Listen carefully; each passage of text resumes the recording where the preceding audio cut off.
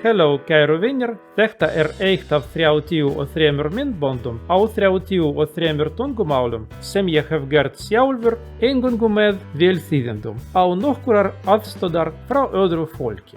Fyrir 13 árum vissi ég aðeins 3 tungumál, rússnesku, ensku og ukrainsku. Svo byrjaði ég að þróa mína eigin aðferð til að læra erlend tungumál, sem ég kalla dobrotung. Í dag get ég hlustað á ljóðbækur, fyrirlestra, fréttir og horft á spjallþætti og heimildarmyndir á meira en 20 tungumálum. Það tók mig 15 ár að læra að hlusta á fyrsta erlenda tungumálið mitt, ensku. Með því að nota aðferðina mína í núverandi mynd get ég innan 3 mánaða lært tungumál eins og þýsku, frönsku eða spænsku, frá nútli til þess að hlusta á einfaldar hljóðbækur eða fréttir. Í framtíðarmyndböndum mínum mun ég tala hagnýta beitingu hugmynda minna, en hér vil ég veita þér almennt yfirlit hvernig aðferð mín frábrugðin öðrum. Mikilvægasta markmiðið í tungumálanámi hlustunarskilningur.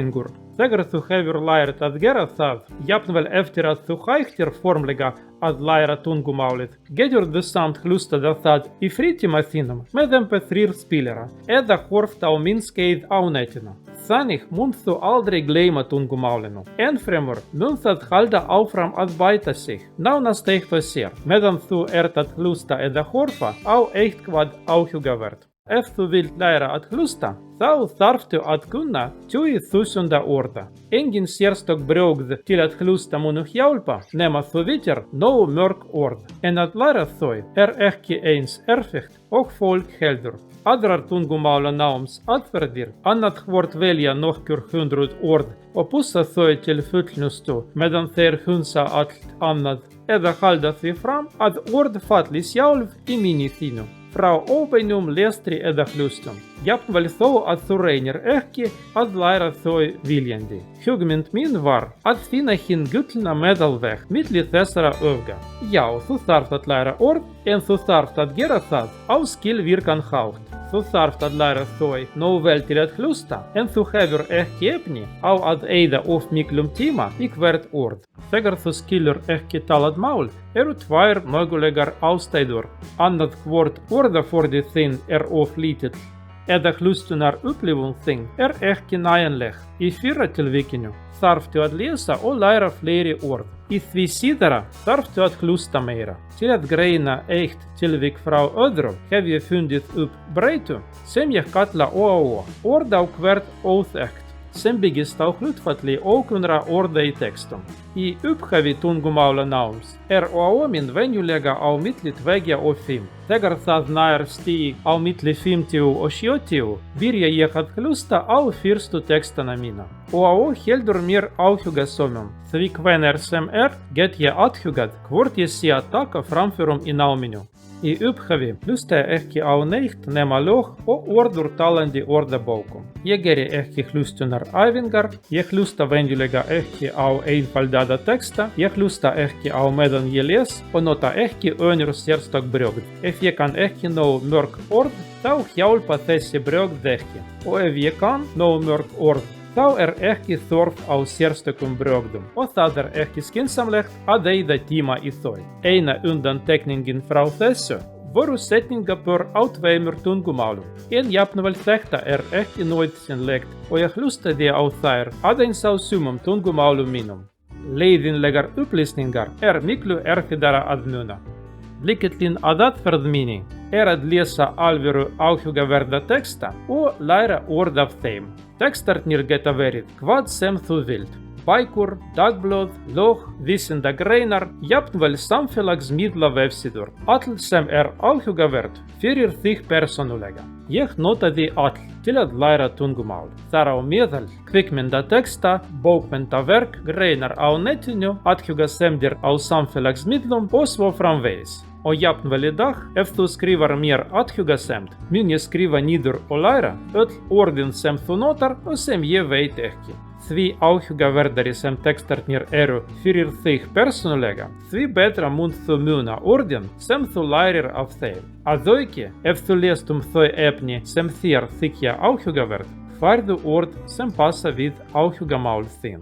Efter att jag skrivade ner 9 orden noterade jag mina meningar adfärdiga till att lära dessa ord nästa dagar. Detta är nyckelattridet i adfärdigningarna och jag mentalade mycket mera om det i sättning myndbanden minum efter att jag utskrev allmänna hemspeki av bakvid adfärdmina. Jag lärde en lista över lite tölur, månader, jämväl staffrov.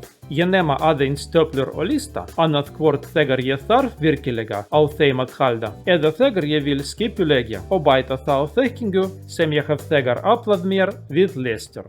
Jag geri ekki skriflegar æfingar. Ég skrifa alvöru bréf, athugasemdir, skilaboð eða færslur á vefsíðum samfélagsmiðla með hjálp frá þýðendum á netinu, málfræðireglum og minni eigin reynslu sem ég hef fengið af lestri og hlustun. Jag lärde venjulega ekki málfræðireglur í byrjun. Í mesta lagi get ég flekt í litlum bæklingi eða lesið kynningargreinar á internetinu. Áður en þú hefur fengið næga reynslu af tungumálinu málfræði þess leiðinleg, erfitt að muna og mjög letjandi. Ég byrja aðeins að læra málfræði af alvöru þegar ég þekki næstum öll orðin í dæmunum í málfræðibókum. Ef ég finn ekki nógu góða málfræðibók, þá nota ég kennslubækur. Ég geri það líka yfirleitt á seinna stigi námsins, þegar ég þekki næstum öll orðin í þeim, svo að ég geti fljótt lesið einfaldaða texta, samræður og dæmi og einbeitt mér að málfræðireglunum.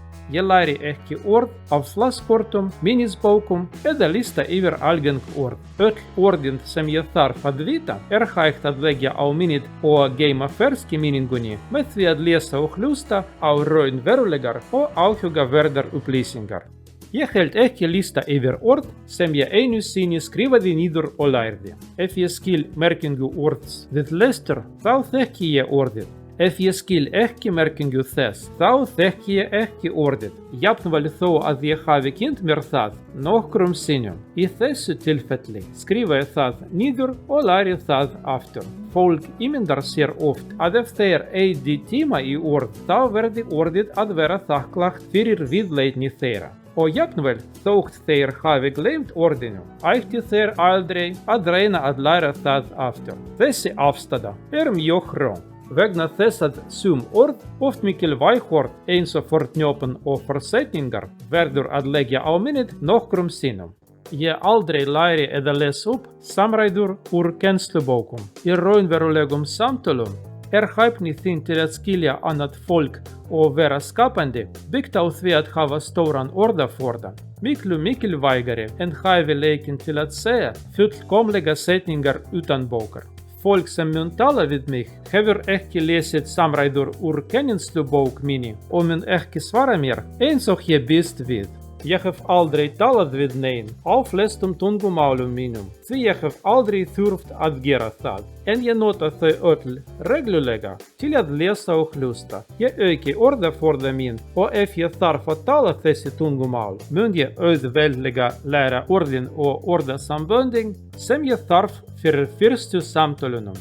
Það mikilvæga að ég mun skilja hvað fólk segir við mig og að ég hafi nægjanlegan aðgerðalausan orðaforða sem verður virkur ef ég byrja að nota hann. Flestar aðferðir henta ekki á öllum stigum tungumálanáms. Eftir að þeir hafa lesið kennslubók eða lokið námskeiði í skólanum, vita menn oft ekki hvað þeir eiga að gera næst. Með aðferðinni minni geturðu lært tungumál frá nulli til hvaða stigs sem þú vilt. Jafnvel þegar ég les bækur á móðurmálinu, skrifa ég orð og leggja á minnið með aðferð minni. Til að nota aðferðina mína þarftu ekki að eyða neinum peningum, nema að kaupa penna og pappír.